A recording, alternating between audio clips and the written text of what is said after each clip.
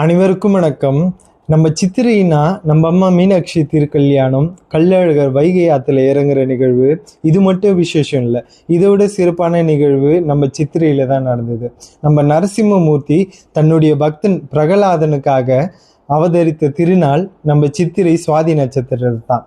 தன்னுடைய பக்தன் பிரகலாதன் தான் மேலே வச்சு நம்பிக்கை பொய்யாகிடக்கூடாது என்பதற்காக அந்த பிஞ்சு குழந்தை சொன்ன வார்த்தைக்காக ஒரு தூணிலிருந்து அதி உக்ர ரூபியா தோன்றி பிரகலாதனை காத்து சிறப்பான நாள் தான் இது.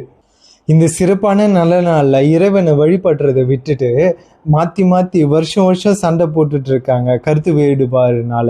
இந்த கருத்து வேறுபாடு வர காரணம், இந்த சிறப்பான நாளில் தான் சரபமூர்த்தியும் உலகை காக்க தோன்றினார். சிவபெருமானை வழிபடக்கூடிய மக்கள் இந்த நாளில் சரபமூர்த்தி தோன்றி நரசிம்மமூர்த்தியை அடக்கி அவருடைய தோலை உரித்து போர்த்தி கொண்டார் அப்படின்னு ஒரு வரலாறு சொல்கிறாங்க. இவங்க இப்படி சொன்னதும் விஷ்ணுவை வழிபடக்கூடிய மக்கள் அதை மறுத்து, சிவபெருமான் சரபமூர்த்தியா தோன்றினாலும் எங்க நரசிம்மர் கண்ட பேருண்டும் அப்படின்னு ஒரு அவதாரம் எடுத்து சிவபெருமானை சம்கரித்தார் அப்படின்னு ஒரு படி மேலே போய் ஒரு வரலாற்றை சொல்றாங்க. இது இரண்டுமே சரியானது இல்லை.